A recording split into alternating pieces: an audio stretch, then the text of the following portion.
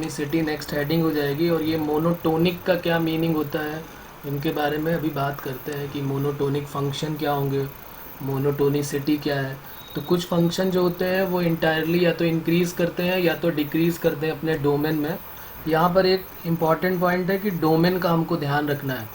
वो function continuous है, वो फंक्शन डिफरेंशिबल है कि नहीं, उससे हमें मतलब नहीं है। हमें सिर्फ उसको चेक करना है कि वो इंक्रीजिंग है कि डिक्रीजिंग है।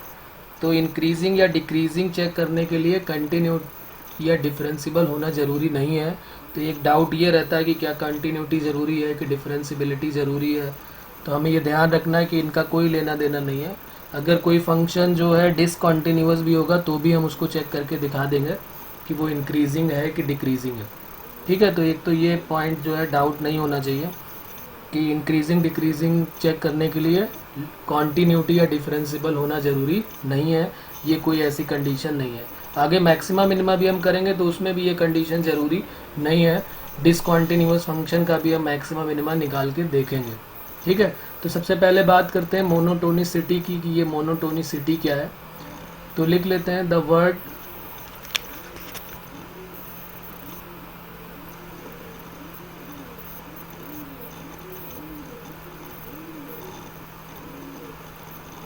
Monotonic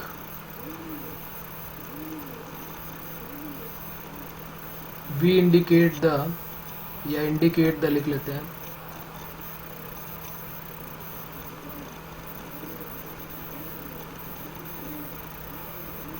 monotonous behaviour.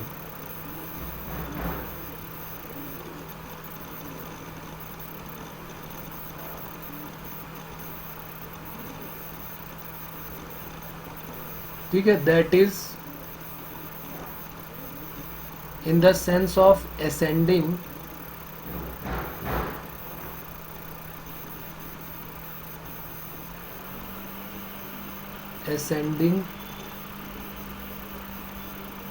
असेंडिंग का मतलब होता है इंक्रीजिंग।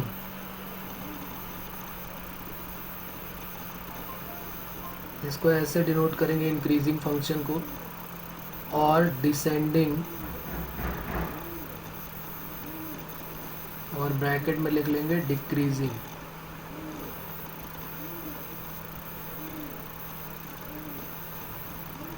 ठीक है, तो कोई वर्ड मोनोटोनिक है उसका मतलब है कि ये फंक्शन के मोनोटोनस बिहेवियर के बारे में बात हो रही है। मोनोटोनस बिहेवियर की या तो वो फंक्शन आइदर इंक्रीजिंग है, असेंडिंग है या फिर डिक्रीजिंग है।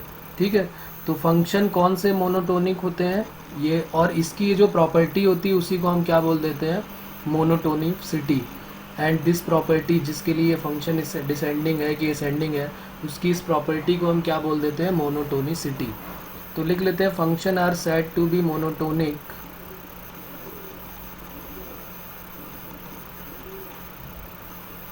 Function are said to be monotonic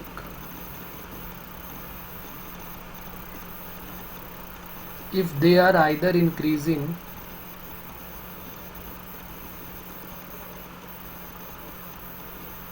if they are either increasing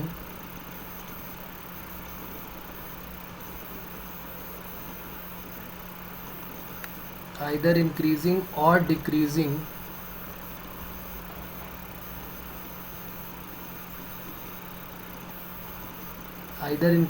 decreasing in their entire domain।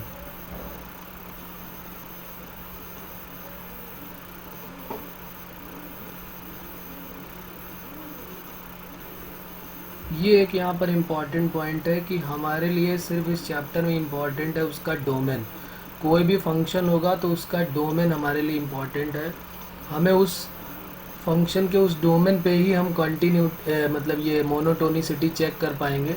अगर वो x जो है वो उसके डोमेन में ही लाई नहीं करता है तो फिर हम इंक्रीजिंग डिक्रीजिंग चेक ही नहीं कर सकते।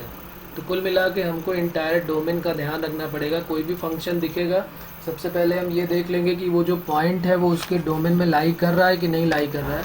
अगर वो उसके डोमेन में लाई कर रहा है तो ही हम उसका चेक कर सकते हैं उसकी इंक्रीजिंग या डिक्रीजिंग के बारे में, और नहीं तो हम चेक ही नहीं कर पाएंगे।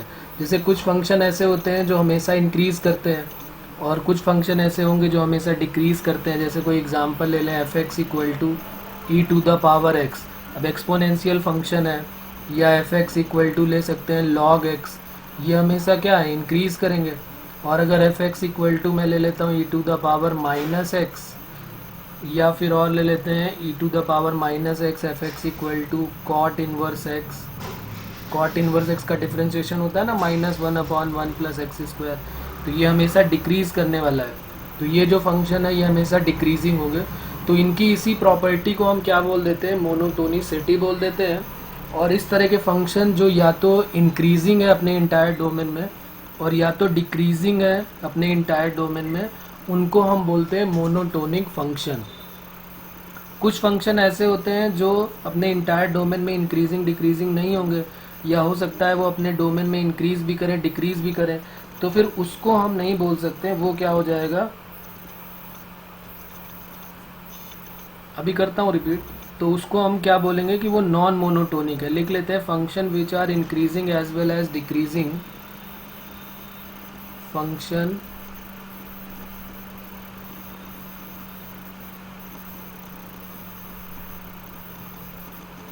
which are increasing as well as decreasing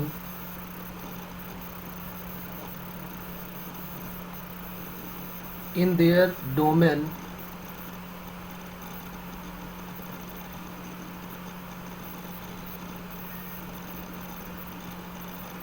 are said to be non-monotonic।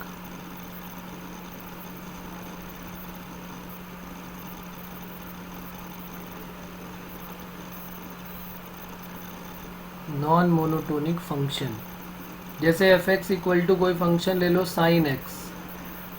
अब साइन एक्स के बारे में अगर बात करोगे तो कहीं पर इंक्रीज करेगा फिर डिक्रीज करेगा, तो अपने इंटायर डोमेन में तो नहीं होने वाला है। तो अपने इंटायर डोमेन में कभी इंक्रीज करेगा कभी डिक्रीज करेंगे, तो इसको हम क्या बोलते हैं, neither increasing not decreasing. Sine x का ग्राफ हमको पता है सभी को। हाँ, अगर इसको हम रिस्ट्रिक्ट कर देते हैं किसी इंटरवल में तो फिर हमको पता चल जाएगा। जैसे साइन एक्स का ग्राफ है कुछ इस टाइप से जाता है ना ये, तो ये 0 से पाई में, तो ये देखो 0 से जब पाई/2 पे जाओगे तो ये इंक्रीज कर रहा है, और पाई/2 से पाई में जाओगे तो डिक्रीज कर रहा है। तो ऐसे फंक्शन को हम नॉन मोनोटोनिक फंक्शन बोल देंगे, या बोल सकते हैं कि ये नाइदर इंक्रीजिंग है नॉट डिक्रीजिंग। तो एक बार बात फिर से कर लेते हैं पूरी, कि ये जो मोनोटोनिक फंक्शन होते हैं ये क्या होते हैं।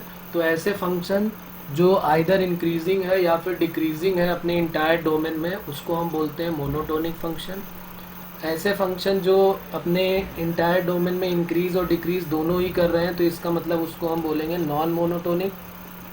ठीक है, उसको हम क्या बोलेंगे, नॉन मोनोटोनिक। उसके बाद इसकी इस प्रॉपर्टी को, जहाँ पर फंक्शन इंक्रीज करता है या डिक्रीज करता है, इंक्रीजिंग है या डिक्रीजिंग है, उसको हम क्या बोलते हैं, उसकी इस प्रॉपर्टी को हम क्या बोल देते हैं, मोनोटोनिसिटी।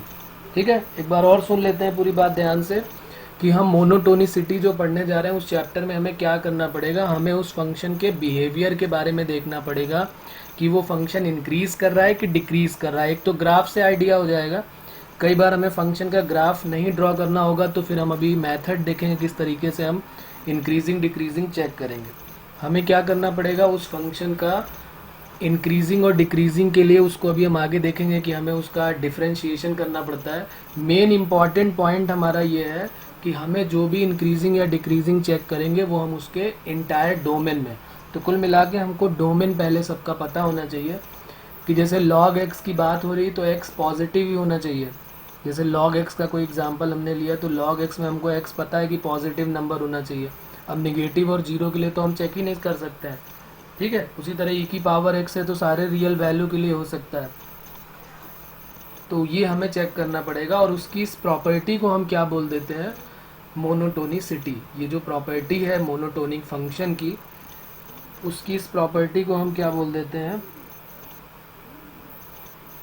अगर कोई फंक्शन के साथ कोई इंटरवल दिया होगा तो उसकी मोनोटोनिसिटी डिफाइंड हो सकती। बिल्कुल अभी आते हैं, उसी में आते हैं। अभी इंटरवल के लिए भी देखेंगे और किसी पॉइंट के लिए भी चेक करेंगे। अभी 2 मिनट में और बताऊंगा, उसके बाद क्वेश्चन में आ जाएंगे हम लोग।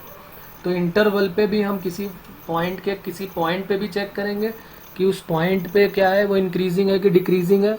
और हम इंटरवल पे भी चेक करेंगे, अगर उसने इंटरवल दिया हुआ है तब तो अच्छी बात है, क्योंकि इंटरवल दिया होगा तो इसका मतलब है कि वो डिफाइंड ही रहा होगा, तभी वो पूछ रहा है।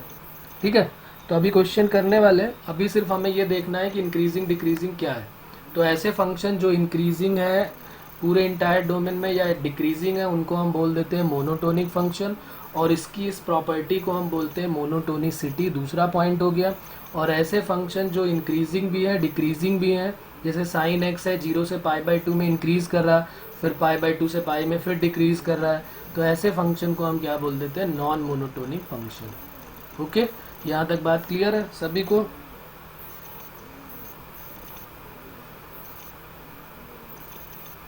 उसके बाद आ जाते हैं, अब लिख लेते हैं heading, types of monotonic function.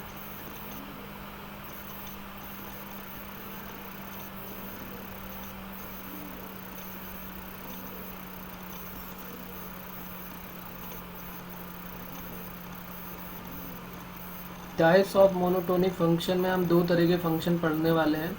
पहला है increasing function,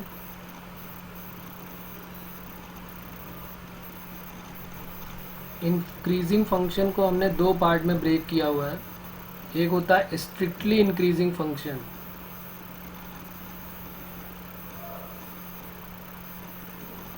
strictly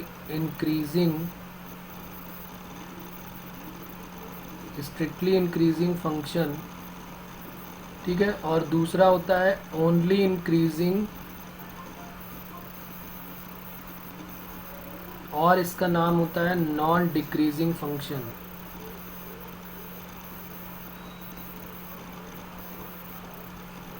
strictly increasing का मतलब है एक ऐसा फंक्शन जो हमेशा इंक्रीज करता जा रहा है। ये देखो यहाँ पर हम इसका अगर हम डायग्राम बनाना चाहें तो कुछ इस टाइप से होगा, जैसे e⁻x का है। ये e⁻x में अगर हम टेंजेंट ड्रॉ भी करते हैं तो हम देखेंगे कि चाहे जिस पॉइंट पे देख लो हमेशा x की वैल्यू बढ़ाते जाओगे, y की वैल्यू बढ़ती जा रही है, x की वैल्यू बढ़ाते जा रहे हैं, y की वैल्यू बढ़ती जा रही है। तो इसका मतलब ये हमेशा इंक्रीज कर रहा है, तो इसलिए इसका नाम हो गया स्ट्रिक्टली इंक्रीजिंग। इसको क्या बोलते हैं, स्ट्रिक्टली इंक्रीजिंग फंक्शन। यहाँ पर मैं भी लिख देता हूँ कि अगर हम यहाँ पर एक टेंजेंट ड्रॉ करें, किसी भी पॉइंट पे एक टेंजेंट ड्रॉ करेंगे, जैसे यहाँ पर अगर मैं टेंजेंट ड्रॉ कर लूँ ये, तो ये जो थीटा आएगा ये क्या होगा, थीटा लेस देन 90 होगा। और अगर थीटा लेस देन 90 होगा तो जो स्लोप है m की वैल्यू जो है, थीटा अगर फर्स्ट क्वाड्रेंट में है तो m जो है वो पॉजिटिव आएगा कि नेगेटिव आएगा, तो टेन थीटा जो होता है m होता है टेन थीटा के इक्वल, तो टेन थीटा फर्स्ट क्वाड्रेंट में पॉजिटिव होता है, इसलिए f' की वैल्यू क्या हो जाती है, पॉजिटिव। तो ये एक इम्पॉर्टेंट पॉइंट हो जाएगा कि जब भी कोई फंक्शन इंक्रीज कर रहा है तो उसका डेरिवेटिव जो है वो हमेशा पॉजिटिव आएगा। यही हम करने वाले हैं इसमें। एप्लीकेशन ऑफ डेरिवेटिव का मतलब ही यही है कि हम इसको डिफरेंशिएट करेंगे और फिर उसको ग्रेटर देन 0 करके इनइक्वालिटी का यूज़ करेंगे। उसके बाद इंक्रीजिंग और नॉन डिक्रीजिंग का मतलब क्या है, इंक्रीजिंग और नॉन डिक्रीजिंग का मतलब है कि पहले वो इंक्रीज कर रहा है, यहाँ पर क्या हुआ, यहाँ इक्वालिटी नहीं आई है, यहाँ पर क्या होगा, दूसरे वाले में इक्वालिटी भी आ जाएगी। जैसे मान लिया कोई फंक्शन है हमारे पास, ये हमारा इंक्रीज कर रहा है, फिर उसके बाद ये एक्स एक्सिस के पैरेलल हो गया और फिर ये इंक्रीज करने लगा, तो इस वाले फंक्शन को हम क्या बोल देंगे, ओनली इंक्रीजिंग और नॉन डिक्रीजिंग। यहाँ पर f' की वैल्यू जो होगी वो ग्रेटर देन और इक्वल टू 0 होगी। भाई यहाँ पर क्या होगा, इस वाले पॉइंट पे f' ग्रेटर देन 0 होगा, क्योंकि यहाँ पर जो थीटा बनेगा वो 90 से कम होगा। यहाँ पर जो f' होगा वो इक्वल टू 0 होगा, क्यों, क्योंकि वो एक्स एक्सिस के पैरेलल हो गया। ये एक्स एक्सिस है ना हमारा, और अगर एक्स एक्सिस के पैरेलल हो गई कोई लाइन तो इसका मतलब है उसका स्लोप, एक्स एक्सिस का स्लोप 0 होता है, तो इसलिए f' 0 हो गया। यहाँ की बात करोगे तो यहाँ पर भी f' क्या आएगा, ग्रेटर देन 0।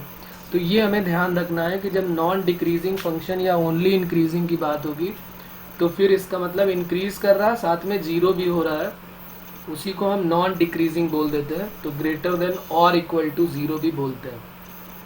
तो ये हो गया इंक्रीजिंग फंक्शन के बारे में। दूसरा हमारा हो जाएगा, इंक्रीजिंग के बाद दूसरा नंबर आ जाएगा डिक्रीजिंग फंक्शन। तो लिख लेते हैं सेकंड नंबर पे डिक्रीजिंग।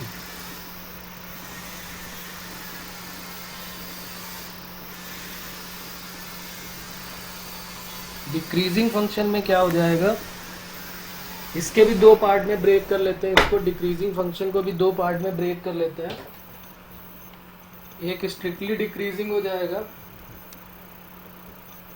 डिक्रीजिंग फंक्शन को भी हम दो पार्ट में इस तरीके से ब्रेक कर लेते हैं। एक हो जाएगा स्ट्रिक्टली डिक्रीजिंग,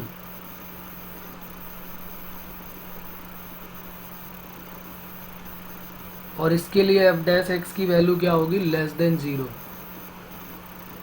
इसका अगर हम ग्राफ ड्रॉ करना चाहें तो कुछ इस टाइप से ड्रॉ कर सकते हैं, हमेशा डिक्रीज करेगा ये फंक्शन। यहाँ पर हम देख रहे हैं एक्स की वैल्यू बड़ी हो रही है, तो वाई की वैल्यू देखो, यहाँ पर एक्स की वैल्यू छोटी है, यहाँ स्टार्टिंग कर रहे हैं, एक्स की वैल्यू कम है तो वाई की वैल्यू ज़्यादा आ रही है। जब एक्स की वैल्यू और आगे बढ़े तो वाई की वैल्यू यहाँ आ गई, फिर और आगे बढ़ेंगे तो एक्स की वैल्यू और वाई की वैल्यू और कम हो रही है। तो एक्स की वैल्यू बढ़ाते जा रहे हैं तो वाई की वैल्यू कम होती जा रही है, तो इसका मतलब इसको क्या बोलेंगे, स्ट्रिक्टली डिक्रीजिंग। और इसका अगर हम देखें तो एफ डैश एक्स 0 क्यों है, लेस देन 0 क्यों, क्योंकि यहाँ पर अगर हम टेंजेंट ड्रॉ करेंगे तो ये जो एंगल आएगा वो थीटा ग्रेटर देन 90 आने वाला है। और अगर थीटा ग्रेटर देन 90 आया, इसका मतलब ये किस क्वाड्रेंट में पहुँच गया, सेकेंड क्वाड्रेंट में।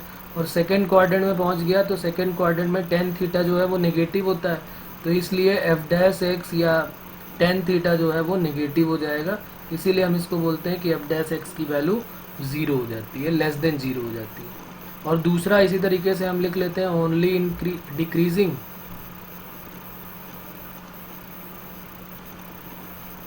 और नॉन इंक्रीजिंग।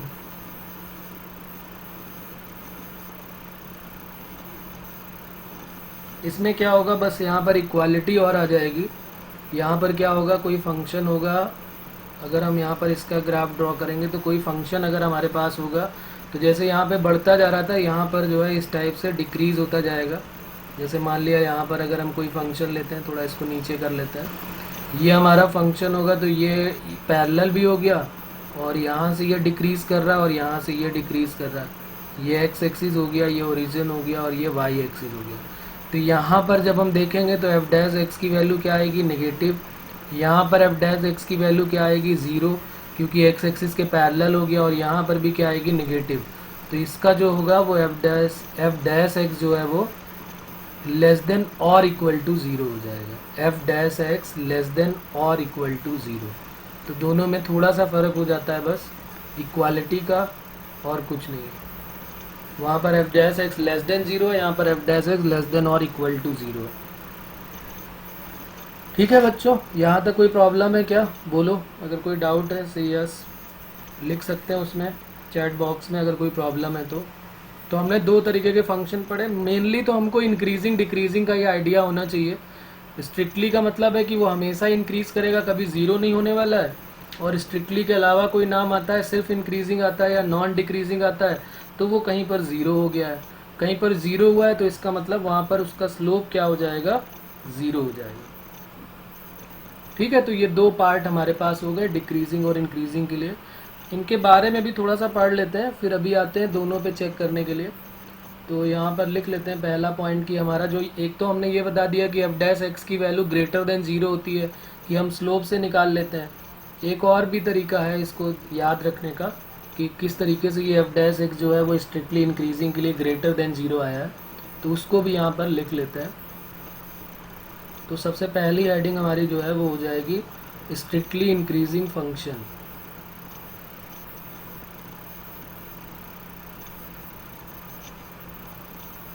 एक हमने ग्राफ से तो पढ़ ही लिया कि स्ट्रिक्टली इंक्रीजिंग फंक्शन होगा तो उसका जो है वो क्या होगा, ग्रेटर देन 0 होगा। लेकिन यहाँ पर कभी कभी एनसीईआरटी में भी इस टाइप के क्वेश्चन मिलेंगे, लिख लेते हैं। A function F x is known as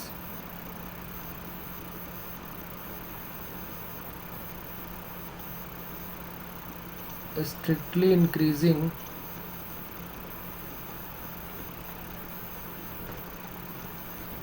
in its domain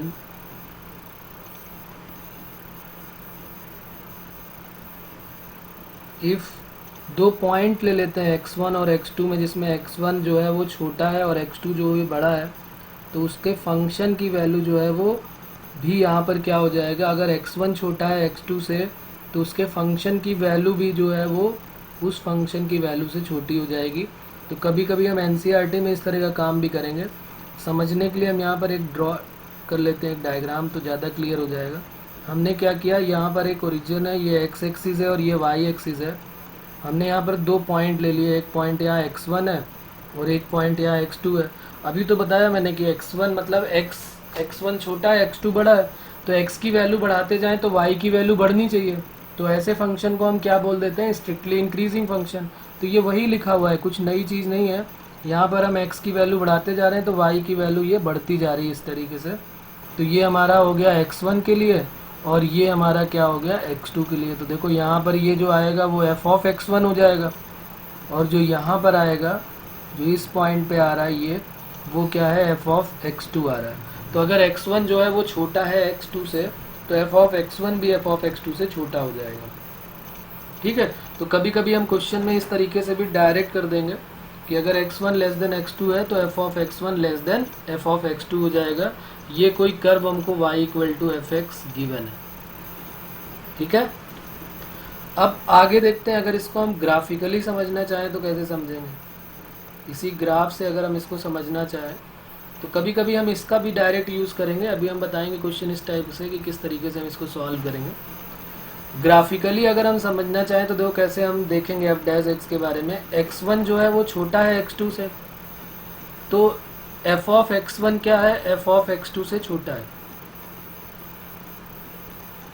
अब अगर हमें एफ डैश एक्स का साइन देखना है तो एफ डैश एक्स का फॉर्मूला होता है limit h tending to 0 f of x plus h minus f x upon h. अब जरा ये बताओ कि ऊपर जो वैल्यू आएगी वो क्या होगी और नीचे जो वैल्यू आएगी वो क्या होगी। तो अगर x और x प्लस एच में देखें तो x प्लस एच बड़ा होगा, क्योंकि h कुछ ऐड किया, कोई छोटा सा एक नंबर भी x में ऐड किया तो x प्लस एच बड़ा हो जाएगा। उसके बाद f ऑफ x और f of x plus h में कौन बड़ा होगा, तो f of x plus h बड़ा होगा। तो ये f of x plus H और f x में बड़ा कौन सा होगा, f of x plus h. तो ये जो ऊपर वैल्यू आएगी ये कोई पॉजिटिव वैल्यू आएगी। क्यों, क्योंकि f of x plus H से f x जो है वो छोटा है। तो f of x plus H यहाँ से हमको दिख रहा है कि f of x plus h बड़ा है f x से, तो ऊपर वैल्यू पॉजिटिव आएगी। और h हमने कोई पॉजिटिव नंबर छोटा सा लिया ही हुआ है, तो ये भी ऊपर भी पॉजिटिव है नीचे भी पॉजिटिव है, तो इसको हम बोल सकते हैं कि ये हमेशा पॉजिटिव होगा। इसलिए यहाँ पर एफ डैश एक्स की वैल्यू जो है वो ग्रेटर देन 0 ली जाती है। अब बात मेरे ख्याल से और क्लियर हो गई होगी कि क्यों हम ग्राफिकली अगर हम समझना चाहें तो भी हम समझ सकते हैं कि एफ डैश एक्स जो है वो ग्रेटर देन 0 क्यों होगा। ठीक है, और एक तो स्लोप वाला हमारा तरीका है, ये उस स्लोप वाले में भी हमको समझ में आ जाएगा कि स्लोप अगर दिया हुआ है तो इसका मतलब है कि हम निकाल सकते हैं कि अगर कोई भी, अगर हम यहाँ पर भी अगर हम टेंजेंट ड्रॉ करें तो हमें समझ में आ रहा है। यहाँ पर भी तो हम एक टेंजेंट ड्रॉ कर सकते हैं किसी भी पॉइंट पे, ये टेंजेंट ड्रॉ कर दिया यहाँ से, तो यहाँ पर भी दिखाई दे रहा है कि जो थीटा है ये क्या है, थीटा जो है वो लेस देन 90 है, तो फर्स्ट क्वाड्रेंट में है, तो पक्की बात है कि d y by d x जो है वो क्या होगा, पॉजिटिव ही रहने वाला है। ठीक है, तो ये कई तरीके से हम समझ सकते हैं। आगे बढ़ते हैं दूसरे वाले के लिए, सेकेंड नंबर पे जो आया था ओनली इंक्रीजिंग, उसके लिए भी देख लेते हैं। बस उसके लिए क्या देखना है, बस वहाँ पर लिख लेते हैं ओनली इंक्रीजिंग और non decreasing function, only increasing और non decreasing function.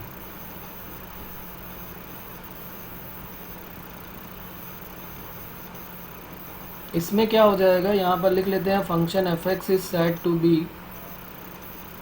Function F x is said to be non decreasing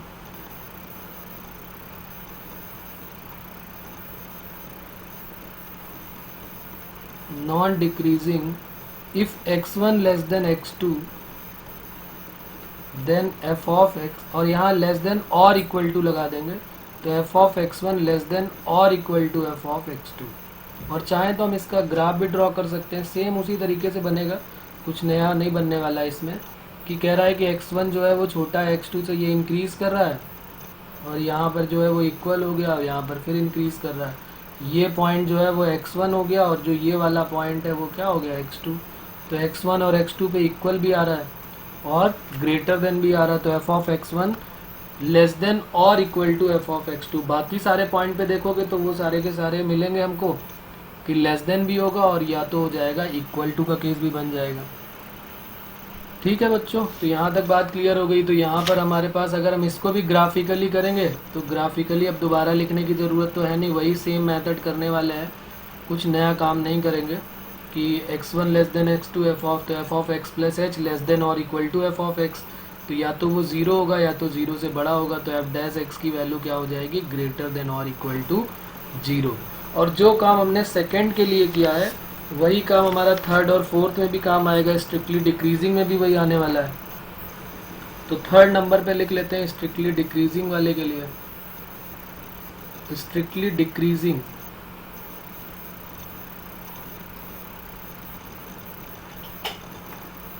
strictly decreasing function. इसमें क्या हो जाएगा, इसमें भी लिख लेते हैं फंक्शन, सेम वही लाइन है, बाकी सब कुछ नया नहीं है। A function F x is known as strictly decreasing function. A function F x is known as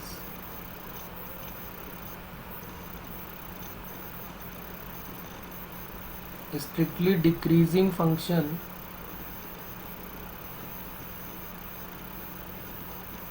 in its domain. ये लिखना बहुत ज़रूरी है क्योंकि डोमेन पे ही हम चेक कर सकते हैं। If x1 less than x2 then, अब यहाँ पर क्या हो जाएगा, अगर x1 x2 से छोटा है तो f ऑफ x1 जो है वो f ऑफ x2 से बड़ा हो जाएगा। बस ये ध्यान रखना है कि यहाँ पर x की वैल्यू बढ़ाते जाएंगे तो y की वैल्यू कम होती जाने वाली है।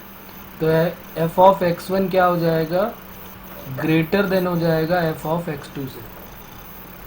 f of x1 greater than हो जाएगा f ऑफ x2 से। बात क्लियर हो रही है। यहाँ पर अगर हम चाहें तो ड्रॉ कर सकते हैं इसका भी ग्राफ, कुछ इस टाइप से ग्राफ ड्रॉ होने वाला है इसका। ये ओरिजिन हो गया हमारा, और ये हमारा कोई फंक्शन इस टाइप से बना सकते हैं। ये यहाँ पर हमने ले लिया कोई ये x1 पॉइंट है हमारा, ये x1 पॉइंट है और ये x2 पॉइंट है। यहाँ पर जो मिलेगा पॉइंट में f के लिए वो मिलेगा f ऑफ x2, और यहाँ पर जो मिलेगा वो क्या मिलेगा, f ऑफ x1। तो साफ साफ दिख रहा है यहाँ पर इस डायग्राम से हमको क्लियर हो रहा है कि x1 जो है वो छोटा है x2 से, लेकिन f ऑफ x1 जो है वो f ऑफ x2 से बड़ा है। तो कभी भी x की वैल्यू बढ़ाते जाएं तो y की वैल्यू कम होती जाए, या x की वैल्यू घटाते जाएं तो y की वैल्यू बढ़ती जाए, तो इसका मतलब वो डिक्रीजिंग फंक्शन है। ठीक है, तो दो तरीके से हमने पढ़ लिया, एक स्ट्रिक्टली इंक्रीजिंग और एक स्ट्रिक्टली डिक्रीजिंग फंक्शन। यहाँ पर भी ग्राफिकली वैसे ही समझ में आ गया होगा कि ग्राफिकली कैसे करने वाले हैं, सब लोग कर सकते हैं ना ग्राफिकली के बारे में। सेम वही काम करना पड़ेगा, एफ डैश एक्स निकाला, f dash x equal to होता है limit h tending to zero f of x plus h minus f of x upon h. तो एक्स और एक्स प्लस एच में एक्स प्लस एच बड़ा है, लेकिन जैसे ही हम एफ ऑफ लेंगे तो ये डिक्रीजिंग में इनइक्वालिटी रिवर्स हो जाती है, जैसे कॉस में इनइक्वालिटी रिवर्स हो जाती है। तो अब F of x plus H छोटा है और एफ ऑफ एक्स बड़ा है, तो छोटे में से बड़े को माइनस करेंगे तो वैल्यू यहाँ निगेटिव आएगी, अपॉन में पॉजिटिव है तो निगेटिव अपॉन पॉजिटिव क्या हो जाएगा, निगेटिव। इसलिए एफ डैश एक्स की वैल्यू क्या हो जाती है, निगेटिव हो जाती है। ग्राफिकली हमने समझ लिया। और टेंजेंट ड्रॉ करें, अगर यहाँ पर हम टेंजेंट भी ड्रॉ करें तो भी हम समझ सकते हैं कि ये वाली जो वैल्यू है, अगर यहाँ पर टेंजेंट ड्रॉ करें तो थीटा जो है वो ग्रेटर देन 90 है, सेकेंड क्वाड्रेंट में जाएगा। सेकेंड क्वाड्रेंट में जाएगा तो टेन थीटा जो है वो निगेटिव होगा। टेन थीटा जो होता है वो स्लोप होता है, तो इसलिए जो है d y by d x की वैल्यू लेस देन 0 हो जाएगी। ओके, तो ये नोट कर लेंगे जल्दी से इतना।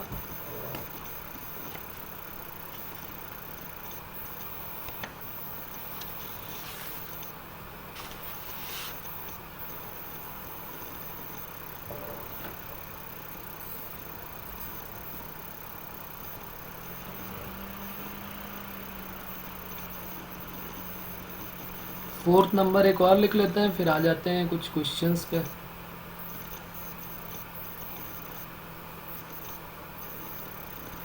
फोर्थ में ओनली डिक्रीजिंग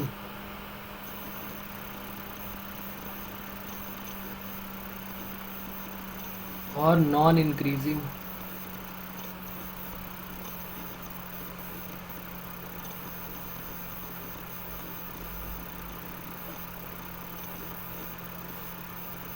इसमें भी वही कहानी सेम है।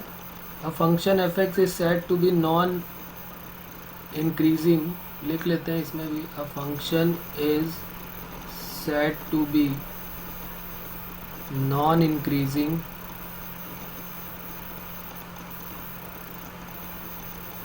if x1 less than x2, if x1 less than x2 then f of x1 greater than or equal to f of x2। तो यहाँ इक्वालिटी भी लगा देते हैं। सीधे समझ में आ गया होगा कि इक्वालिटी क्यों आ गई, क्योंकि यहाँ पर क्या हो जाएगा, दो फंक्शन लेने, दो मतलब पॉइंट लेने पड़ेंगे, एक बार x1 और x2 छोटे बड़े लेने पड़ेंगे और एक बार ऐसा पॉइंट जो दोनों सेम होंगे। तो यहाँ पर भी ऐसा ही कुछ ग्राफ बनने वाला है, जो पहले मैंने ग्राफ बना दिया वहाँ पर वही सेम बनेगा कि पहले डिक्रीज़ कर रहा है, फिर एक्स एक्सिस के पैरेलल और फिर डिक्रीज़ कर रहा है। ये ओरिजिन हो गया, ये एक्स एक्सिस हो गया और ये वाई एक्सिस हो गया। ये जो है यहाँ पर स्लोप जो है वो एफ डैश एक्स की वैल्यू 0 हो जाएगी। यहाँ पर अगर हम इस वाले का ग्राफ का देखें यहाँ से यहाँ तक का, तो इस वाले में हम देखेंगे कि यहाँ पर टेंजेंट ड्रॉ करेंगे तो वो निगेटिव ही आने वाला है। तो यहाँ पर एफ डैश एक्स क्या होगा, नेगेटिव होगा। यहाँ पर भी एफ डैश एक्स क्या होगा, नेगेटिव होगा। तो अब सीधी सी बात हमको समझ में ये आ गई है कि अगर कोई फंक्शन डिक्रीजिंग है तो उसका डेरिवेटिव नेगेटिव आएगा, और अगर कोई फंक्शन इंक्रीजिंग है तो उसका डेरिवेटिव पॉजिटिव आएगा। इक्वल टू 0 कब हो जाएगा, जब वो एक्स एक्सिस के पैरेलल भी हो जाएगा, स्ट्रिक्टली वर्ड आ जाएगा। और कई बार तो क्वेश्चन में स्ट्रिक्टली का भी कोई यूज़ नहीं करते हैं, या केवल इंक्रीजिंग का मतलब कई सारी बुक्स में ऐसा भी लिखा रहता है कि इंक्रीजिंग का मतलब सिंपल इंक्रीजिंग है, चाहे वो स्ट्रिक्टली हो। तो कई बार लोग ओपन इंटरवल लगाते भी हैं और कई बार क्लोज्ड इंटरवल लगाते हैं, नहीं तो नहीं लगाते हैं। तो वो हमें क्वेश्चन पे डिपेंड करेगा। अगर ऑप्शन में दिया है हमारा मेथड से तो ठीक है, नहीं भी दिया है तो भी हमें परेशान होने की ज़रूरत नहीं है, क्योंकि बार बार यही कहा जाता है, कई सारी बुक्स में अलग अलग चीज़ें दी हुई हैं। तो हमें सीधी सी बात ये ध्यान रखना है कि इंक्रीजिंग का मतलब ही इंक्रीजिंग है, चाहे वो स्ट्रिक्टली हो चाहे कुछ भी हो। और अगर इस तरीके से ओपन और क्लोज में दिया है तो फिर हमने पढ़ ही लिया है कि स्ट्रिक्टली का मतलब क्या होता है, कि हमेशा इंक्रीज़ कर रहा है, तो dy/dx कभी भी 0 हो ही नहीं सकता है। ठीक है, तो ये अब हम, ये तो हो गया है जब हम इंटरवल के रिगार्डिंग देखेंगे तब तो ये करेंगे। अब एक देख लेते हैं कि जब मोनोटोनिसिटी किसी फंक्शन में देखना होगा तो हम कैसे देखेंगे। तो लिख लेते हैं next heading, monotonicity of a function at a point x equal to a।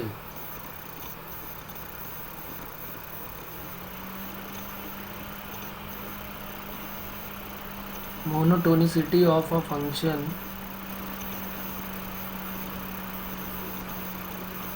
Eight a point x equal to a। x equal to a point दिया है या b दिया है, कुछ भी दिया है, उससे कोई प्रॉब्लम नहीं है। तो वहाँ पर हम मोनोटोनिसिटी कैसे चेक करेंगे, किसी पॉइंट के रिस्पेक्ट में कैसे करेंगे। कोई इंटरवल दिया है तो ये तो ऊपर वाले जितने भी हमने किए हैं वो काम आएंगे, वो हम चाहें तो यहाँ पर अभी हम देखेंगे, क्वेश्चन करेंगे कि मोनोटोनिसिटी इन इंटरवल के लिए सेम वही चारों पॉइंट आ जाएंगे, क्योंकि ग्रेटर देन 0 लेस देन 0 में हम मेथड ऑफ इंटरवल से हम पहले भी जानते हैं मेथड ऑफ इंटरवल क्या होता है, कि ग्रेटर देन लेस देन 0 है तो हम उससे वैल्यू निकाल देंगे। अब यहाँ पर देखते हैं कि किसी पॉइंट के रिस्पेक्ट में करना होगा तो कैसे करेंगे। तो एक ग्राफ ड्रॉ करते हैं तो ज़्यादा आइडिया होगा हमको। देखते हैं, ये कोई point x equal to a है और ये हमारा कोई ग्राफ है, कुछ इस टाइप से ग्राफ ड्रॉ करते हैं। यहाँ पर एक कोई पॉइंट है इस जगह पे जो कि है x इक्वल टू a, उसके थोड़ा पहले जाना है हमको, x इक्वल टू, अब यहाँ पर थोड़ा बड़ा बनाना पड़ेगा, जबकि h डिफरेंस जो होता है वो बहुत छोटा होता है, तो बिल्कुल पास पास होना चाहिए। लेकिन अभी हम चूँकि डायग्राम ड्रॉ कर रहे हैं तो फिर बहुत छोटा में हौच पौच हो जाएगी, तो इसलिए उसको छोटा नहीं ड्रॉ कर सकता। तो अब हम यहाँ पर देख रहे हैं कि x इक्वल टू a पर जब हम देखेंगे तो x इक्वल टू a पे हमको जो वैल्यू मिलने वाली है वो ये मिलेगी, इसका नाम है f of a। x equal to a minus h पे जब हम y की वैल्यू देखेंगे तो आएगी f of a minus h, और जब हम f of a plus H के लिए देखने वाले हैं तो वो वैल्यू हमको मिलेगी f of a plus H. ठीक है, ये 3 पॉइंट हमने ले लिए। जैसे मान लिया 1 है तो 1 के पहले 0 आएगा और 1 के बाद 2 आएगा, उसी तरह से 3 पॉइंट हमने नेबरहुड में कंसीडर कर लिया है। तो कोई भी फंक्शन जो है वो स्ट्रिक्टली इंक्रीजिंग कब होगा, जब ये कंडीशन सेटिस्फाई करेगी। लिख लेते हैं इफ़, इस तरीके से हमें याद रखना पड़ेगा। इफ़ अगर F of a plus h की वैल्यू किससे बड़ी है, F of a plus h की वैल्यू एफ ऑफ ए से, देखो ना यहाँ से दिख रहा है F of a plus H सबसे ऊपर है, फिर एफ ऑफ ए है, और F of a minus H जो है वो किससे छोटा है, एफ ऑफ ए से। या इन दोनों को अगर हम चाहें तो कंबाइंड करके कैसे लिख सकते हैं कि सबसे छोटा कौन है, F of a minus H, उससे बड़ा एफ ऑफ ए, और सबसे बड़ा क्या है, F of a plus H. अगर हमें इस तरह में डाउट हो रहा है कैसे लर्न करें, तो हमें समझ में आ रहा है कि एफ ऑफ ए माइनस है सबसे छोटा है तो उसकी वैल्यू सबसे कम हो गई, फिर उससे बड़ी होगी एफ ऑफ ए की वैल्यू, और सबसे बड़ी क्या हो जाएगी, F of a plus h की वैल्यू। तो अगर कभी हमने ऐसा कंपैरिजन कर लिया कि जब x की वैल्यू बड़ी है तो फंक्शन की वैल्यू भी बड़ी है, जब x की वैल्यू छोटी है तो फंक्शन की वैल्यू छोटी आ रही है, तो इसका मतलब तब उस पॉइंट पे क्या होगा, फंक्शन जो है वो इंक्रीज करेगा at that point, then function is increasing at that point. ठीक है ना, बहुत इजी सी बात हो रही है, ये कोई बहुत बड़ा काम नहीं है कि कोई हमने पॉइंट x इक्वल टू ए ले लिया है और उस पर हमें चेक करना उसके लेफ्ट साइड राइट साइड में अगर वैल्यू जैसे जैसे x की वैल्यू बढ़ाते जा रहे हैं y की वैल्यू बढ़ती जा रही है, तो इसका मतलब वो स्ट्रिक्टली इंक्रीजिंग हो जाएगा। यही बात अगर डिक्रीजिंग की होती, किसी पॉइंट x इक्वल टू ए पे अगर हम डिक्रीजिंग फंक्शन की बात करते तो हम उसको, ये फर्स्ट पार्ट इसको लिख सकते थे ऐसे, हम उसका सेकेंड पार्ट भी लिख सकते हैं कि अगर मोनोटोनिक डिक्रीजिंग फंक्शन हो गया, if the function is decreasing at x equal to a, then तब कंडीशन क्या होगी, f of a plus h जो है वो f of a से छोटा हो जाएगा, और f of a जो है वो किससे छोटा हो जाएगा, f of a minus h से। ठीक है ना, यहाँ पर डायग्राम ड्रॉ करेंगे तो और आइडिया हो जाएगा। ये देखो यहाँ पर डिक्रीजिंग फंक्शन के लिए देख लेते हैं, कुछ इस टाइप से फंक्शन हमारा डिक्रीजिंग होगा, ये ऐसे जा रहा है, x की वैल्यू पहले यहाँ पर है, और ये x इक्वल टू ए पे देख लेते हैं, ये x equal to a point है, उसके थोड़ा पहले x equal to a minus h point हो जाएगा, और ये x equal to a plus h point हो जाएगा। तो ये x इक्वल टू ए के लिए यहाँ कहीं पर आएगी वैल्यू, यानी कि ये वाला पॉइंट हो गया f ऑफ a, और a माइनस एच के लिए बात करोगे तो ये यहाँ कहीं पर आएगा, ये हो गया, ये हो जाएगा f of a minus h, और जब a प्लस एच की बात करोगे तो यहाँ कहीं पर आने वाला है, तो वो पॉइंट कौन सा हो जाएगा, ये हो जाएगा f of a plus H. X की वैल्यू बढ़ाते जा रहे हैं, y की वैल्यू कम होती जा रही है, x की वैल्यू कम करते जाएंगे तो y की वैल्यू बढ़ती जाए, या x की वैल्यू बढ़ाते जाए y की वैल्यू कम होती जा रही है, तो इसका मतलब तो इसको हम इन दोनों को मिक्स करके कंबाइन करके कैसे लिख सकते हैं, सबसे बड़ा कौन है, f of a minus H, सबसे छोटा f of a plus H, फिर उससे बड़ा हो गया f ऑफ a, और सबसे बड़ा हो गया f of a minus H. तो अगर इस टाइप की कभी कंडीशन बनती है तो इसका मतलब वो फंक्शन जो है वो ऑलवेज डिक्रीजिंग है। ठीक है, और हम पहले भी बात कर चुके हैं, इंपॉर्टेंट पॉइंट करके उसको भी लिख लेते हैं कि हम हमेशा क्या करेंगे, मोनोटोनिसिटी x इक्वल टू ए पे तभी चेक कर सकते हैं जब वो उसके डोमेन में लाई करेगी, तभी हम उसकी मोनोटोनिसिटी के बारे में बात कर सकते हैं, नहीं तो हम बात ही नहीं कर पाएंगे उसकी। तो यहाँ पर लिख लेते हैं एक इम्पॉर्टेंट पॉइंट करके, we can talk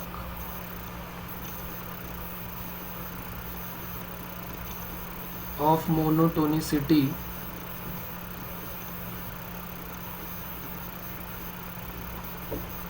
of fx at x equal to a only if x equal to a lies in domain of fx। बार बार यही बात हो रही है कि डोमेन में लाई करना चाहिए, अगर डोमेन में लाई कर रहा है तो ही हम फंक्शन का इंक्रीजिंग डिक्रीजिंग चेक कर सकते हैं। तो सबसे पहला काम हमें डोमेन निकालना आना चाहिए किसी भी फंक्शन का। ठीक है, दूसरा पॉइंट यहाँ पर एक और लिख लेते हैं,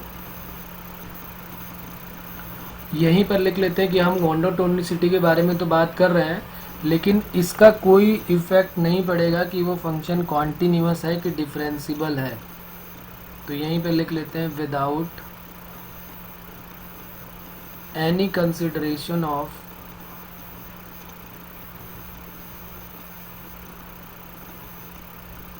continuity and differentiability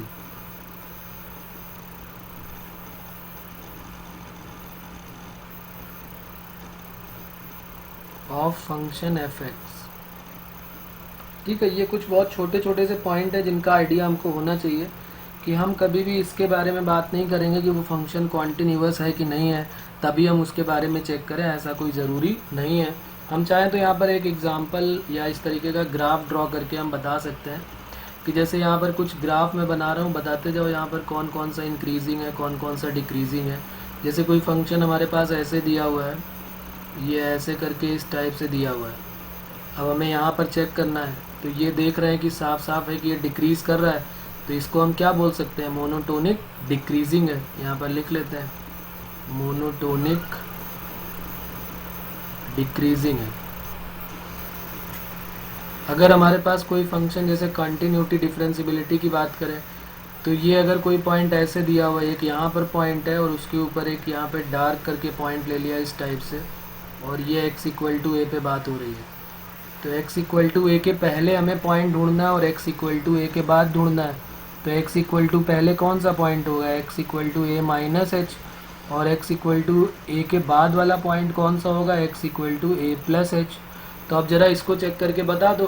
तो यहाँ पे हमको साफ साफ दिख रहा है कि x की वैल्यू अगर हम बढ़ाते जा रहे हैं तो y की वैल्यू बढ़ती जा रही है। ये यहाँ पर आ रहा है, ये वाली वैल्यू यहाँ पर आ रही है, और यहाँ पर ये वाली वैल्यू कुछ इस टाइप से यहाँ पर आ रही है। तो इसका मतलब x की वैल्यू बढ़ती जा रही है तो y की वैल्यू भी बढ़ती जा रही है। तो ये फंक्शन क्या हो गया, इंक्रीजिंग फंक्शन हो गया। तो ये हो गया मोनोटोनिक इंक्रीजिंग। ठीक है, डिक्रीजिंग फंक्शन होता है तो उसको इस तरीके से एरो से डिनोट करते हैं ये, और इंक्रीजिंग फंक्शन होगा तो उसको इस तरीके से एरो से डिनोट करेंगे। ठीक है, अच्छा अगर ये इस टाइप का कोई फंक्शन हो तो बता दो ज़रा, ये यहाँ पर कोई फंक्शन ऐसा बन जाए तो इसके बारे में क्या ख्याल है, ये कौन सा होगा, ये जैसे दिया हुआ है, सोचो चेक करके बताओ कि ये वाला फंक्शन x इक्वल टू ए पे इंक्रीजिंग है कि डिक्रीजिंग है। इसके बारे में लिखो चैट बॉक्स में, बताओ कौन सा होगा, इंक्रीजिंग है कि डिक्रीजिंग है ये, कि नाइदर इंक्रीजिंग नॉट डिक्रीजिंग है।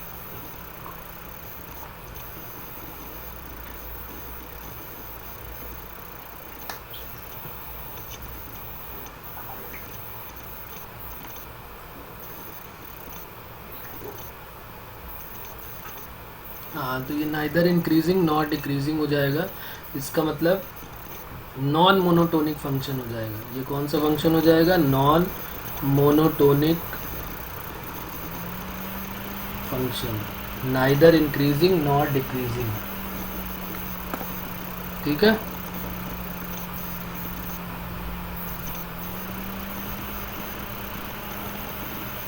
Neither increasing not decreasing.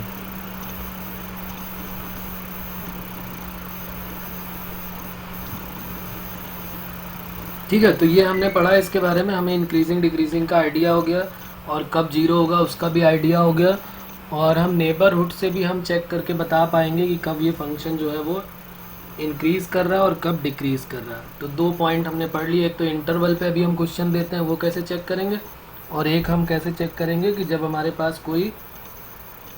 पास कोई पॉइंट दिया होगा तब हम कैसे चेक करेंगे। फिर कुछ और इम्पॉर्टेंट पॉइंट है उनके बारे में बात करेंगे। पहले एक क्वेश्चन लिखते हैं ज़रा, और इसमें ज़रा तुम लोग चेक करके बताओ, find the interval.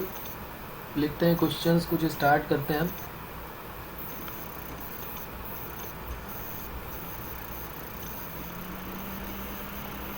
Find the interval इन विच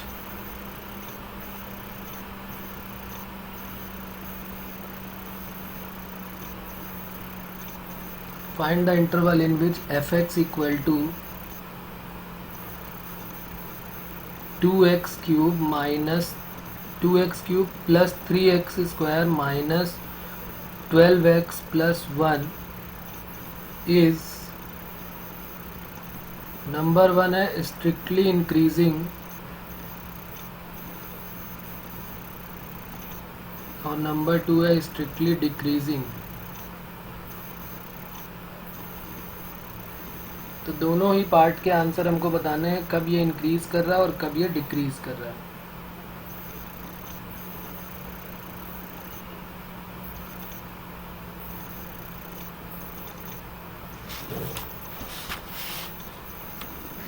तो क्या करेंगे इस टाइप के क्वेश्चन में, एक बता देता हूँ मैं। वैसे तो बहुत इजी, हमने भी पढ़ा था इंक्रीजिंग डिक्रीजिंग के लिए हमें क्या करना पड़ता है। पहले हम क्या करेंगे, फंक्शन लेट कर लिया और उसको सीधे डिफ्रेंशिएट कर देते हैं। 2x³ + 3x² - 12x + 1। सबसे पहला काम तो हमें f' निकालना है।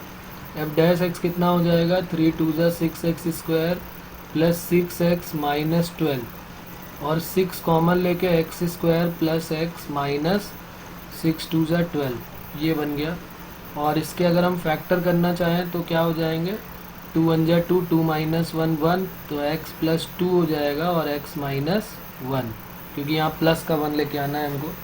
अब यहाँ तक तो सबको करना ही पड़ेगा, जैसे ही कोई फंक्शन दिखा डिफ्रेंशिएट तो कर ही देना है। अब जैसे वो कह रहा है स्ट्रिक्टली इंक्रीजिंग है, तो स्ट्रिक्टली इंक्रीजिंग के लिए कंडीशन क्या है, ग्रेटर देन। स्ट्रिक्टली इंक्रीजिंग के लिए अभी हमने पढ़ा कि ग्रेटर देन 0 होता है, f' की वैल्यू ग्रेटर देन 0 होती है। तो अगर ग्रेटर देन 0 है तो f' की वैल्यू ग्रेटर देन 0 कर देते हैं। तो f' ग्रेटर देन 0, तो f' अगर ग्रेटर देन 0 होगा तो x + 2 × x - 1 × 6 ग्रेटर देन 0। अब इसको नंबर लाइन पे बस केवल ड्रॉ कर लेना है और देख लेना है, जैसे यहाँ पर क्या पॉइंट आएगा, एक 1 आएगा। और ये हम सबसे पहले प्लस इन्फिनिटी होता है, सबसे बड़ा नंबर ले लेते हैं, तो ये 2 ले लेते हैं और ये 1 ले लेते हैं और इधर माइनस इन्फिनिटी आ जाएगा। अच्छा 2 यहाँ पर माइनस का 2 आएगा, सॉरी ये वैल्यू जो है हम अगर देखेंगे यहाँ पर, तो ये पहले हम यहाँ वैल्यू ही निकाल लेते हैं कि x की वैल्यू क्या मिलने वाली है। x की वैल्यू यहाँ से एक तो 1 मिलेगी और एक -2 मिलने वाली है। तो -2 और 1 में 1 पहले रखना पड़ेगा, फिर -2 आएगी। ठीक है ना, ये बात क्लियर है। मेथड ऑफ इंटरवल का आइडिया सबको है, ऐसा मान के चल रहा हूँ। बस ये नंबर लाइन पे प्लॉट कर लिया और उसके बाद प्लस माइनस प्लस लगाना स्टार्ट कर दिया, तो प्लस माइनस प्लस, तो ये सब dy/dx को बता रहे हैं। तो यहाँ पर हमें क्या देखना है कि dy/dx की वैल्यू पॉजिटिव कहाँ पर आएगी, तो पॉजिटिव इस इंटरवल में है और इस इंटरवल में है। तो आंसर हमारा क्या हो जाएगा, x बिलोंग्स टू -∞ to -2 और यूनियन क्या हो जाएगा 1 से लेकर इन्फिनिटी तक, यही तो होगा ना। उसके बाद सेकंड वाले में अगर वो कह रहा है डिक्रीजिंग, तो डिक्रीजिंग के लिए अलग से करने की ज़रूरत ही नहीं है। स्ट्रिक्टली डिक्रीजिंग कहाँ पर हो जाएगा, जहाँ पर नेगेटिव दिख रहा है, तो x बिलोंग्स टू -2 to 1, तो ये दोनों हमारे आंसर का पार्ट हो जाएंगे। बोलो इसमें किसी को कोई प्रॉब्लम है क्या, से यस और no.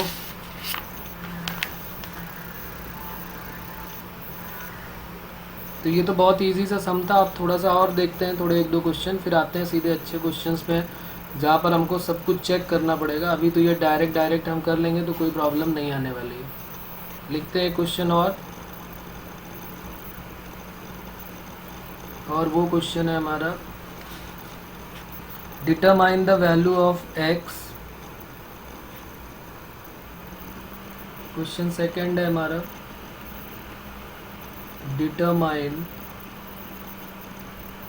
The value of x for which f of x equal to x - 2 upon x plus 1 is increasing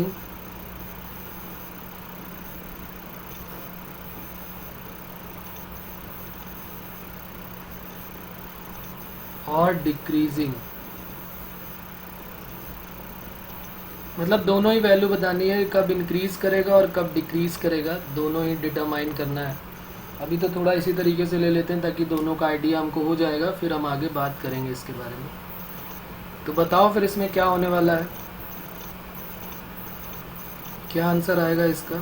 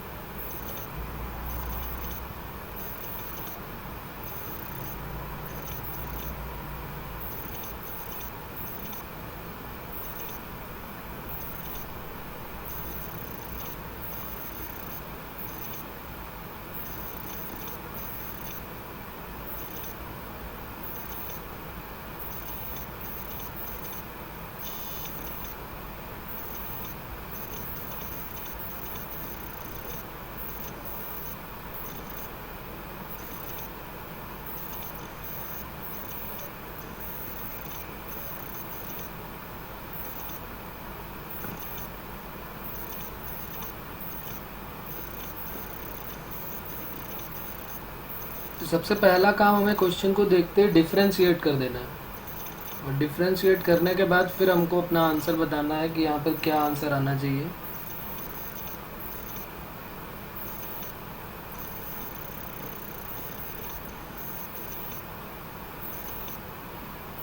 कोई आंसर नहीं आ रहा है, बहुत छोटा सा क्वेश्चन दिया, इतना टाइम नहीं लगना चाहिए। चलो सॉल्व करते हैं साथ में, फिर देखो और बताओ कि तुमने क्या यही किया हुआ था।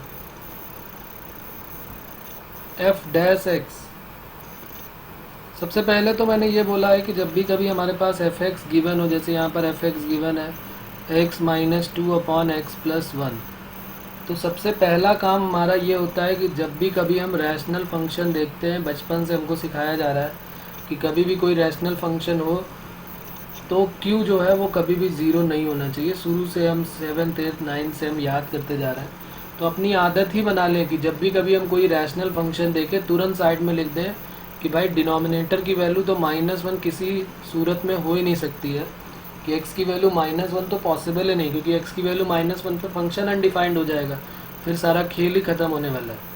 तो इसलिए x की वैल्यू -1 चाहे आती भी हमारे आंसर के पार्ट में, लेकिन वो x की वैल्यू -1 आंसर का पार्ट नहीं होगा। ठीक है, ये एक इम्पॉर्टेंट पॉइंट हमें ध्यान रखना है। उसके बाद जरा एफ डैश एक्स किसी ने निकाला है तो देख लेते हैं। Denominator into differentiation of numerator minus numerator differentiation of denominator, denominator whole square. तो x plus 1 minus x plus 2, तो x तो कट हो जाएगा, 2 plus 1 3 upon x plus 1 whole square आ जाएगा। अब देखो यहाँ पर एक प्रॉब्लम फिर आ गई। यहाँ पर हमने देखा कि एफ डैश एक्स की वैल्यू 3 तो पॉजिटिव है, एक्स प्लस 1 का होल स्क्वायर भी तो पॉजिटिव है, तो ये तो हमेशा पॉजिटिव देने वाला है। तो हम सीधे अगर यहाँ पर आंसर लिख देंगे कि भाई ये तो हमेशा पॉजिटिव देने वाला है, तो इसका मतलब ये तो हमेशा इंक्रीजिंग हो जाएगा, x belongs to real number. तो क्या ये करेक्ट है क्या, कि इसमें से कुछ हमको हटाना पड़ेगा, कि वो तो हो ही नहीं सकता। क्या हटाना पड़ेगा यहाँ पे, यहाँ पर हम देख रहे हैं कि डिनोमिनेटर में फिर x प्लस 1 का होल स्क्वायर आ गया, तो इसका मतलब 1 नहीं हो सकता, तो -1 को हमें हटाना पड़ेगा, क्योंकि अगर -1 भी हमने आंसर का पार्ट लिख दिया बिल्कुल गलत हो जाएगा, क्योंकि x की वैल्यू -1 किसी सूरत में क्वेश्चन में ही पॉसिबल नहीं थी, तो आगे डेरिवेटिव में कैसे पॉसिबल होगी। तो इसलिए हमारा जो आंसर है वो हो जाएगा ऑलवेज इंक्रीजिंग हो जाएगा, डिक्रीजिंग तो कभी होना ही नहीं है ये, क्योंकि x की चाहे जो भी वैल्यू रखोगे, पॉजिटिव रखोगे, नेगेटिव रखोगे, ज़ीरो रखोगे, हमेशा होल स्क्वायर करके उसको वो पॉजिटिव कर देगा, और जैसे ही पॉजिटिव कर देगा तो फिर हमेशा dy/dx की वैल्यू जो है वो हमेशा पॉजिटिव आने वाली है, और अगर पॉजिटिव आ गई तो फिर तो कोई टेंशन नहीं है, तो ये ऑलवेज इंक्रीजिंग हो जाएगा, x belongs to all real value except -1। करते हैं क्वेश्चन नंबर 3, नेक्स्ट क्वेश्चन देखते हैं।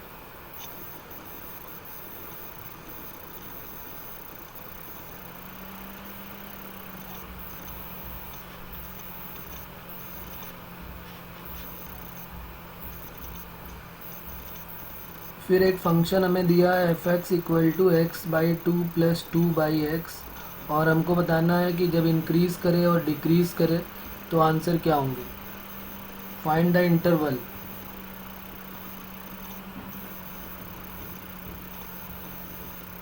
Find the interval in which function is increasing और डिक्रीजिंग, दोनों के बारे में चेक करके बताना है।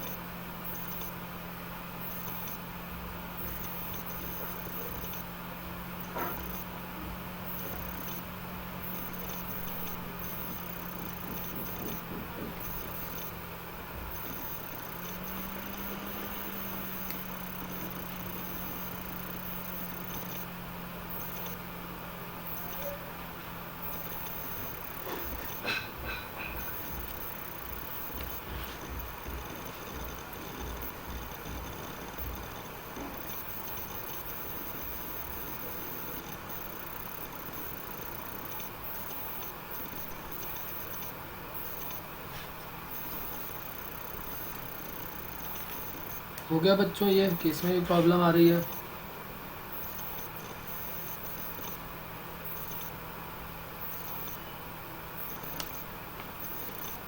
इसको भी डायरेक्ट डिफ्रेंशिएट कर लो, एफ डैश एक्स जैसे ही निकालोगे तो x/2 का 1/2 हो जाएगा, और 1/x का क्या होता है, माइनस 1/x² होता है।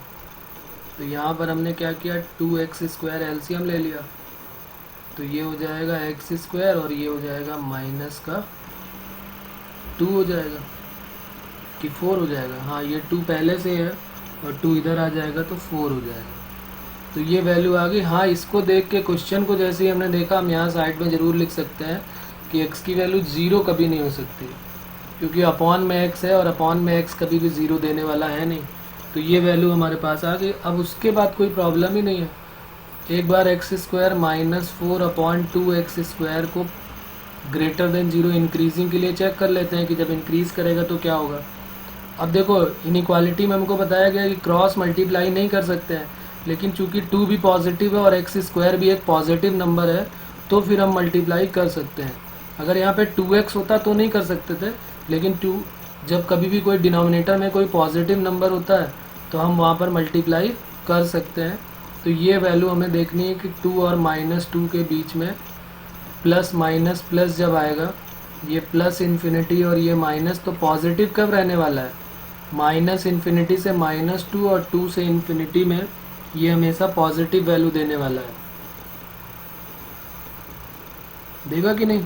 तो फिर यहाँ पर क्या हो जाएगा, आंसर हमारा क्या हो जाएगा यहाँ पर कि x belongs to -∞ to -2 union 2 to infinity. ये क्या हो गया, इंक्रीजिंग के लिए। सेकंड अगर बात डिक्रीजिंग की आएगी तो क्या हो जाएगा, बताओ भाई, डिक्रीजिंग के लिए बताओ। अगर हम इसका नेगेटिव वर्जन ले लें, लेस देन नेगेटिव के लिए बात करें, तो x बिलोंग्स टू क्या आंसर लिखेंगे, कौन बताएगा, थोड़ा सोचो और बताओ। क्या हम आंसर लिख दें x बिलोंग्स टू -2 टू 2।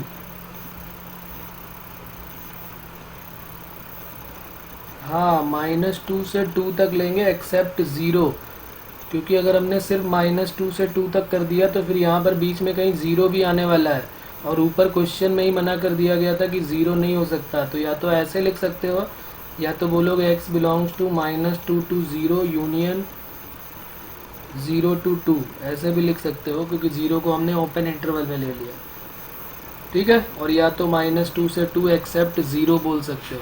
तो इन सारी बातों का हमें ध्यान रखना पड़ेगा, और नहीं तो फिर हम प्रॉब्लम में फंसेंगे, क्योंकि हमारे पास जो भी है वो आंसर, जो गलत वाला आंसर है वो पहले ऑप्शन में ही दिखाई देने वाला है, और फिर अगर हमने उसको बिना सोचे समझे टिक कर दिया फिर प्रॉब्लम में फंस जाएंगे।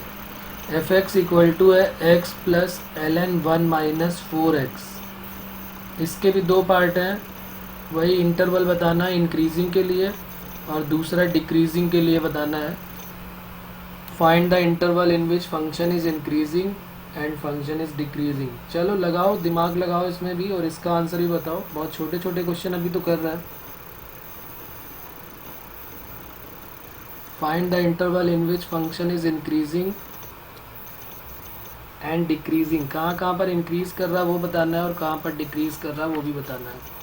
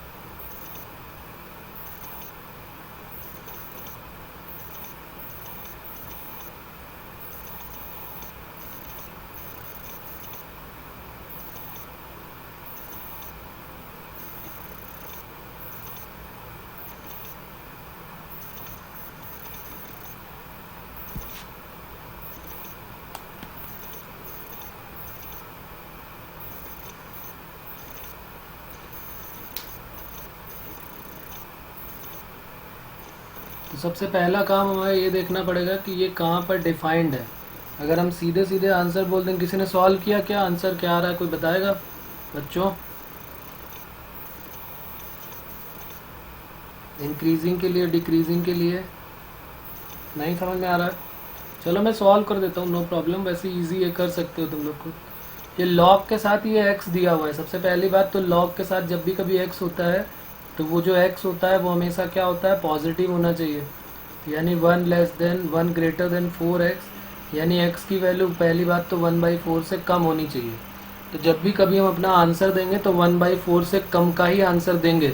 हम ये नहीं बोल देंगे कि x की वैल्यू इन्फिनिटी तक जा रही है, क्योंकि x की वैल्यू जैसी हम 1/4 से ज़्यादा बड़ी रखेंगे लॉग नेगेटिव हो जाएगा, और लॉग नेगेटिव हो गया तो फंक्शन अनडिफाइंड है, तो फिर इंक्रीजिंग डिक्रीजिंग का तो सवाल ही नहीं उठता है कि अगर हम कह दें कि ये इंक्रीजिंग है, इन्फिनिटी तक जा रहा है, ये हो रहा है।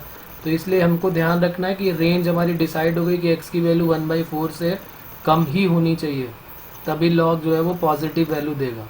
अब जरा इसको डिफ्रेंशिएट करते हैं, तो लॉग x का 1 हो जाएगा, लॉग x का 1/1 माइनस 4x, और माइनस 4x का -4 आने वाला है। तो ये वैल्यू क्या आ जाएगी, 1 minus 4x minus 4/1 minus 4x। तो ये -4x माइनस 3/1 माइनस 4x। अब अगर ये इंक्रीजिंग है तो एफ डैश एक्स की वैल्यू क्या होनी चाहिए, ग्रेटर देन 0 होनी चाहिए। तो ग्रेटर देन 0 अगर हो गए तो हम इसको क्या कर लेते हैं, दोनों माइनस के हैं यहाँ पर, तो माइनस का 4x minus 3/1 minus 4x greater than 0। अब ये बताओ कि क्या हम अभी क्रॉस मल्टीप्लाई कर सकते हैं क्या, अभी भी हम क्या क्रॉस मल्टीप्लाई कर सकते हैं? तो बिल्कुल कर सकते हैं क्रॉस मल्टीप्लाई, क्योंकि हमने ऊपर अभी पढ़ा था कि 1 माइनस 4x क्या हमने लिया है, पॉजिटिव। तो इसका मतलब ये एक पॉजिटिव नंबर है जो 1 माइनस 4x है, ऊपर हमने शुरुआत किया था तभी, क्योंकि ये नेगेटिव हो गया तो क्वेश्चन ही ख़त्म हो जाएगा, लॉग डिफाइंड ही नहीं होने वाला। तो ये एक पॉजिटिव नंबर है, तो पॉजिटिव नंबर का क्रॉस मल्टीप्लाई हो सकता है इनइक्वालिटी के केस में। तो -4x ग्रेटर देन 3, तो 4x क्या हो जाएगा, लेस देन -3, तो x लेस देन -3/4। तो x की वैल्यू -3/4 से कम होगी तो ये क्या होगा, फंक्शन जो है वो इंक्रीजिंग है, क्योंकि हम इंक्रीजिंग का केस ले रहे थे ना, पहला केस हमारा किसका है, इंक्रीजिंग का। तो हमारा आंसर क्या हो जाएगा, x बिलोंग्स टू -∞ टू -3/4। ये जो आंसर है ये किसका आंसर हो जाएगा, ऑलवेज इंक्रीजिंग का। तो फिर अब बात आती है कि भाई डिक्रीजिंग का क्या आंसर होगा। तो डिक्रीजिंग के लिए हम क्या कर लेंगे, सेकंड में डिक्रीजिंग के लिए लिख लें अगर, तो ये कह रहा था कि x की वैल्यू -3/4 से कम होनी चाहिए।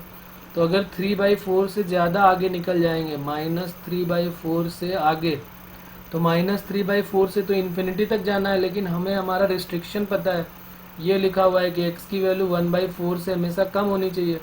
तो -3/4 से जब 1/4 तक जाओगे, -3/4 से 1/4 तक जब जाओगे, तो ये क्या हो जाएगा, हमेशा डिक्रीज करेगा, तो ये डिक्रीजिंग फंक्शन हो जाएगा। तो ये हमको आइडिया हो जाएगा यहाँ पर देख के कि ये फंक्शन कब डिक्रीजिंग है और कब इंक्रीजिंग है। अब -3/4 से बड़ा अगर ले लेते हो तो इन्फिनिटी तक मत जाना, क्योंकि हमने क्या बोला शुरू में ही कि यहाँ पर डोमेन बहुत इंपॉर्टेंट है, x में कहाँ तक हमको रहना है ये बहुत ज़रूरी हमारा जानना होना चाहिए कि हमें x की वैल्यू कहाँ तक लेके चलनी है। एक क्वेश्चन उससे रिलेटेड कर लेते हैं जो हमने पॉइंट के रिलेटेड पढ़ा था, वो भी लिख लेते हैं क्वेश्चन। यहाँ तक मेरे ख्याल से बात सभी को समझ में आ गई होगी। Find the complete set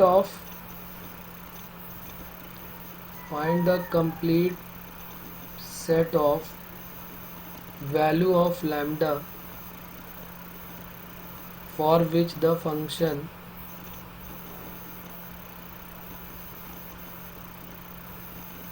f of x equal to, एक function f of x given है, x+1 है जब x लेस देन 1 है, दूसरा है लैम्डा है जब x इक्वल टू 1 है, और थर्ड है x² माइनस x+3 है जब x ग्रेटर देन 1 है, इज स्ट्रिक्टली इंक्रीजिंग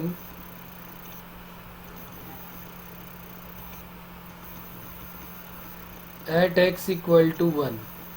कह रहा है कि लैम्डा की रेंज क्या होगी। कंप्लीट सेट का मतलब लैम्डा की रेंज कहाँ से कहाँ तक होनी चाहिए जब ये x इक्वल टू 1 पर स्ट्रिक्टली इंक्रीज करे। तो अभी हमने थोड़ी देर पहले स्ट्रिक्टली इंक्रीजिंग के बारे में पढ़ा था, वहीं से हमको आइडिया होगा। देखो पीछे देखो और बताओ क्या आंसर होगा अगर स्ट्रिक्टली इंक्रीजिंग में। अभी हमने थोड़ी देर पहले पढ़ा था कि अगर स्ट्रिक्टली इंक्रीजिंग होता है तो किसी पॉइंट के रिस्पेक्ट में हम कैसे चेक करेंगे। ये तो हमने इंटरवल में देख लिया, अब जरा पॉइंट का भी एक क्वेश्चन कर लेते हैं। करो करो लगाओ जुगाड़ और बताओ लैम्डा की वैल्यू क्या होगी।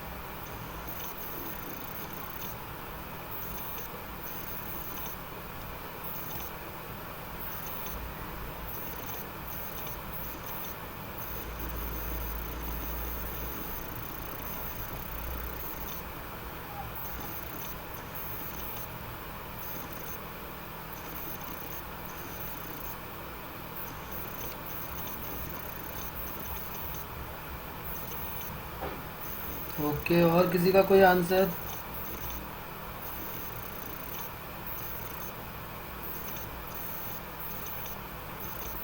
रीचेक करो आशीष, रीचेक करो।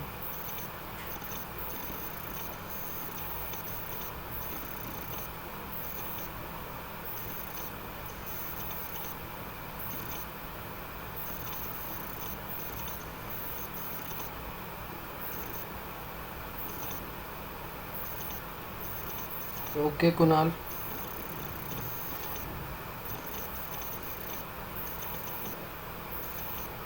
देखो मैं बताता हूँ कैसे करेंगे, कैसे चेक करेंगे।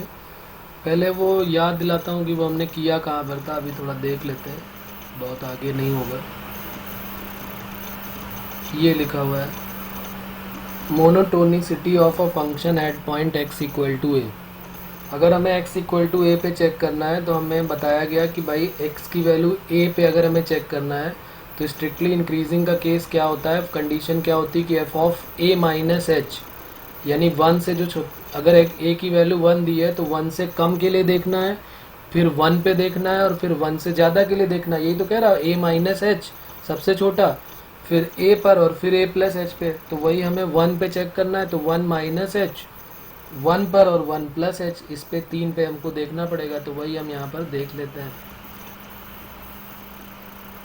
जैसे इसने बोला है find the complete set of the value of lambda for which, तो 1 से कम के लिए ये है, 1 पे ये है और 1 से बड़े के लिए ये है। तो यहाँ लिख लेते हैं a function F x is strictly increasing at x equal to a, then f of a minus h की वैल्यू एफ ऑफ ए और उससे बड़ी value f of a plus h की। तो यहाँ पर हमें एफ ऑफ 1 पे चेक करना है तो 1 से और 1 से छोटे के लिए और 1 से बड़े के लिए 1 प्लस एच के लिए। ठीक है, और चाहो तो यहाँ पे लिमिट लगा सकते हो एच टेंडिंग टू 0, लेकिन ये सब तो नौटंकी है क्योंकि एच की वैल्यू तो 0 होनी ही होनी है। तो चलो 1 से कम के लिए कौन सा फंक्शन लेंगे, 1 से कम के लिए ये लिखा हुआ है तो 1 से कम के लिए x की जगह पे 1 रख दो यहाँ पे। तो यहाँ पर फंक्शन हमारा आएगा x प्लस 1 आएगा। और यहाँ पर फंक्शन की वैल्यू लैम्डा है 1 पर, और यहाँ पर हम लिमिट की x की वैल्यू क्या पुट कर देते हैं, यहाँ पर limit x tending to 1 minus के लिए 1 माइनस, और यहाँ पर limit x tending to 1 plus के लिए f ऑफ, अच्छा f ऑफ क्यों लिखते हैं, हम सीधे कंडीशन ही लिख देते हैं जो गिवन है। क्या गिवन है हमारे पास, x square minus x plus 3, तो ये हो गया x square minus x plus 3, x की वैल्यू 1 पुट कर दो यहाँ पे, तो 1 प्लस 1 लैम्डा, ये तो 3-4 लाइन बर्बाद कर दिया, सीधे x की वैल्यू 1 पुट करनी थी और सीधे हमारा आंसर आ जाता कि लैम्डा की वैल्यू कहाँ से कहाँ तक जाएगी, 2 से लेके लैम्डा की वैल्यू 3 के मिड में अगर होता है, 2 से लेके लैम्डा की वैल्यू 3 के मिड में अगर होता है, इक्वालिटी भी लगा सकते हो, नहीं भी लगाते तो भी चलेगा, 2 से 3 के मिड में भी अगर हमारा लैम्डा आता है, क्योंकि एट x इक्वल टू 1 पे तो 2 आने ही वाला है, तो इसका मतलब अगर 2 से 3 के बीच में लैम्डा की वैल्यू अगर आती है तो ये फंक्शन जो है वो स्ट्रिक्टली इंक्रीजिंग होगा, क्योंकि उसके लेफ्ट में भी वैल्यू सबसे छोटी आएगी और उसके लैम्डा की वैल्यू उससे बड़ी, फिर उससे बड़ी x square minus x plus 3 की वैल्यू। ठीक है बच्चों, तो यहाँ तक बात क्लियर है, किसी को कुछ पूछना है? हाँ पूछिए, बोलो बेटा। सर स्ट्रिक्टली इंक्रीजिंग में इनइक्वालिटी आएगी। स्ट्रिक्टली इंक्रीजिंग में इनइक्वालिटी मतलब आएगी। हाँ कह सकते हैं स्ट्रिक्टली इंक्रीजिंग में, बिल्कुल वही मैं कह रहा हूँ कि कई बार क्या होगा कि हमारे पास जो फंक्शन गिवन होंगे उसमें कई बार इनइक्वालिटी कई बार इक्वालिटी, तो हम चाहें तो यहाँ से हटा भी सकते हैं, कोई प्रॉब्लम। तुम यही कह रहे हो ना कि लैम्डा की वैल्यू 2 से 3 के मिड में होनी चाहिए, ये कह रहे हो? Yes sir. हाँ बोल सकते हैं, कोई प्रॉब्लम नहीं है। मैंने बोला कि अगर x इक्वल टू 1 पे भी बात होगी, अगर मान लिया स्ट्रिक्टली की जगह इंक्रीजिंग भी हो गया तो भी हमारा 2 से 3 के बीच में ही रहने वाला है, इक्वालिटी आ जाएगी 2 पे, अभी तो हम यही बोल देंगे, तो कोई प्रॉब्लम नहीं है। और अगर किसी ने इक्वालिटी लगा भी दी, क्योंकि कई बार तुम देखोगे कई सारी बुक्स में अलग अलग कंडीशन है, इंक्रीजिंग का मतलब कई बार वो क्या कर देते हैं कि स्ट्रिक्टली मान लेते हैं और कई बार सिर्फ इंक्रीजिंग मान लेंगे, तो वो इंटरवल कभी क्लोज लगा देते हैं कभी ओपन लगा देते हैं, तो उसमें डाउट नहीं होना चाहिए, कंफ्यूजन नहीं होना चाहिए। वो अगर क्वेश्चन आया है तो कभी ओपन क्लोज्ड के अलग अलग ब्रैकेट दिखाई देंगे, तो हम फिर अगर क्लोज्ड वाला है तो क्लोज लेंगे, ओपन वाला है तो ओपन लेंगे। अब कभी हमारा क्वेश्चन क्लोज ब्रैकेट का आया और सारे चारों ऑप्शन ओपन इंटरवल के दिए हुए हैं, तो हम उसको छोड़ेंगे थोड़ा ना, हम फिर वही ओपन इंटरवल वाला आंसर दे देंगे। बात क्लियर होगी? तो जब तुम कई सारी बुक्स देखोगे तो उसमें अलग अलग कहानी होगी इनकी सबकी, तो इसलिए कंफ्यूज होने की ज़रूरत नहीं। स्ट्रिक्टली इंक्रीजिंग का मतलब इंक्रीजिंग और इंक्रीजिंग का मतलब f dash x greater than 0। चलिए तो मिलते हैं अगले टर्म पे। आपका होमवर्क यही है कि आप NCERT को कंप्लीट करें और मॉड्यूल के जो इंक्रीजिंग के क्वेश्चन है या जो डीसा पब्लिकेशन के जो क्वेश्चन है 42 ईयर्स के इंक्रीजिंग डिक्रीजिंग के मेंस के, वो सॉल्व करें आप। ठीक है, कल और कुछ इसी में पढ़ेंगे, अभी कल ये चैप्टर और ये चलेगा। ओके बच्चों।